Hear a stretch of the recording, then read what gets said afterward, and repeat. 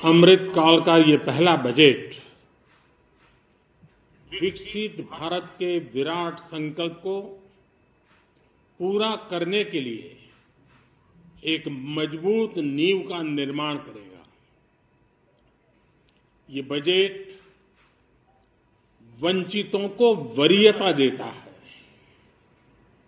ये बजट आज की एस्पिरेशनल सोसाइटी, गांव, गरीब, किसान, मध्यम वर्ग सभी के सपनों को पूरा करेगा। मैं वित्त मंत्री निर्मला जी और उनकी टीम को इस ऐतिहासिक बजट के लिए बधाई देता हूं। साथियों, परंपरागत रूप से अपने हाथ से औजारों और टूल्स से कड़ी मेहनत कर कुछ न कुछ सृजन करने वाले करोड़ों विश्वकर्मा इस देश के निर्माता है। लोहार, सुनार, कुम्हार, सुथार, मूर्तिकार, कारीगर, मिस्त्री, अनगिनत लोगों की बहुत बड़ी लंबी लिस्ट है। इन सभी विश्वकर्माओं की मेहनत और सृजन को देश इस बजट में पहली बार अनेक प्रोत्साहन योजना लेकर के आया है। ऐसे लोगों के लिए ट्रेनिंग, टेक्नोलॉजी, क्रेडिट और मार्केट सपोर्ट की व्यवस्था की गई है। पीएम विश्वकर्मा कौशल सम्मान यानी पीएम विकास करोड़ों विश्वकर्माओं के जीवन में बहुत बड़ा बदलाव लाएगा।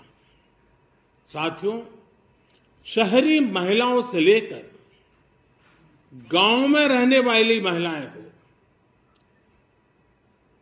कारोबार रोजगार में व्यस्त महिलाएं हो या घर काम में व्यस्त महिलाएं हो, उनके जीवन को आसान बनाने के लिए बीते वर्षों में सरकार ने अनेकविध कदम उठाए हैं। जल जीवन मिशन हो, उज्ज्वला योजना हो, पीएम आवास योजना हो, ऐसे अनेक कदम। इन सबको बहुत बड़ी ताकत के साथ आगे बढ़ाया जाएगा। उसके साथ साथ महिला सेल्फ हेल्प ग्रुप एक बहुत बड़ा सामर्थ्यवान क्षेत्र आज भारत में बहुत बड़ी जगह अपने हाथ एक्वायर कर चुका है। उनको अगर थोड़ा सा बल मिल जाए तो मिरेकल कर सकते हैं। और इसलिए विमेन सेल्फ हेल्प ग्रुप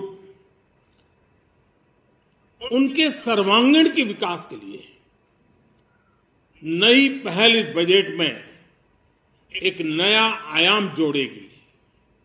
महिलाओं के लिए एक विशेष बचत योजना भी शुरू की जा रही है और जनधन अकाउंट के बाद ये विशेष बचत योजना सामान्य परिवार की गृहिणी माताओं बहनों को बहुत बड़ी ताकत देने वाली है।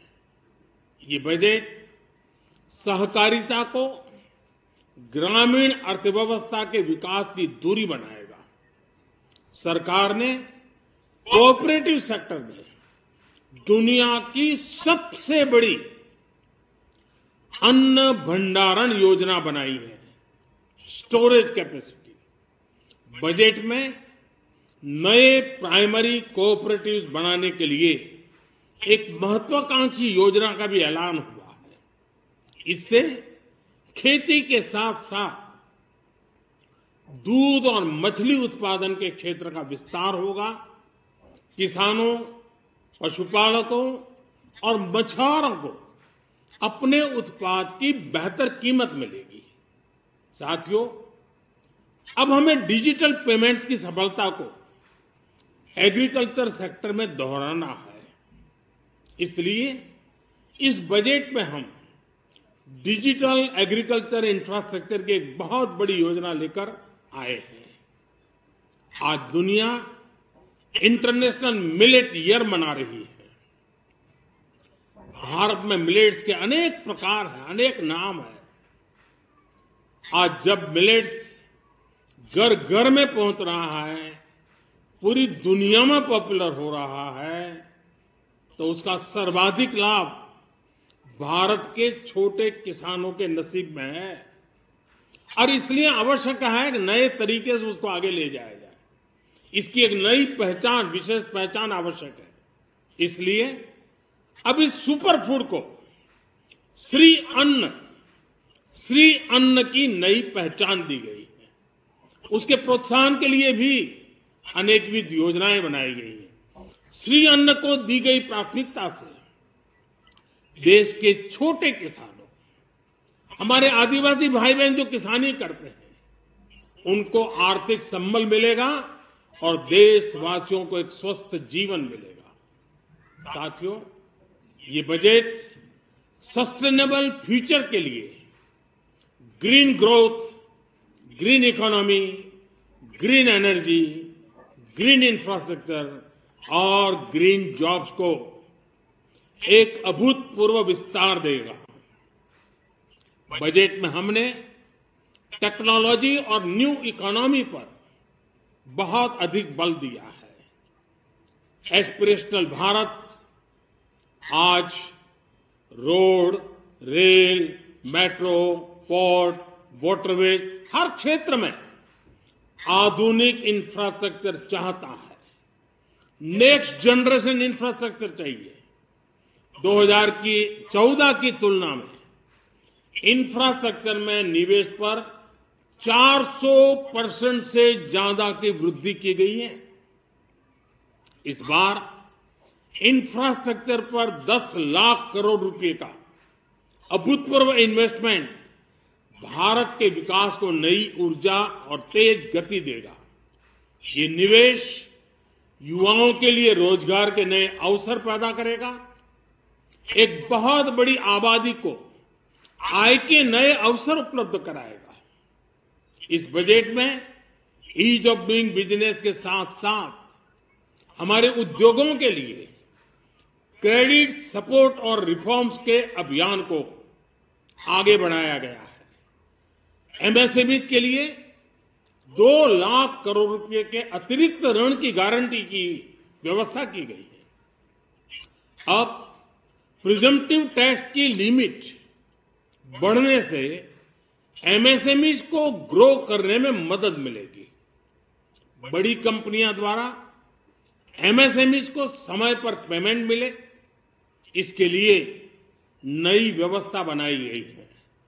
साथियों, बहुत तेजी से बदलते भारत में मध्यम वर्ग, विकास हो या व्यवस्था हो, साहस हो या संकल्प लेने का सामर्थ्य हो, जीवन के हर क्षेत्र में आज भारत का मध्यम वर्ग एक प्रमुख धारा बना हुआ है।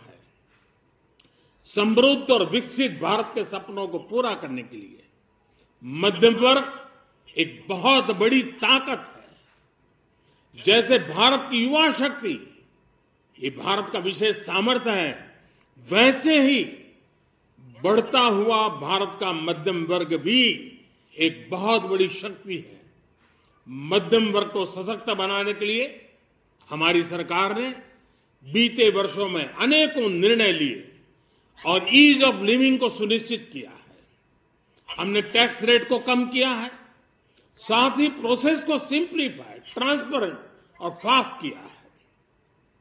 हमेशा मध्यम वर्ग के साथ खड़ी रहने वाली हमारी सरकार ने मध्यम वर्ग को टैक्स में बड़ी राहत दी है। इस सर्वस्पर्शी और विकसित भारत के निर्माण को गति देने वाले बजट के लिए मैं फिर एक बार निर्मला जी और उनकी पूरी टीम को बहुत बहुत बधाई देता हूं और देशवासियों को भी बहुत बधाई के साथ साथ मैं आह्वान करता हूं, आइए अब नया बजट आपके सामने है, नए संकल्पों को लेकर के चल पड़े।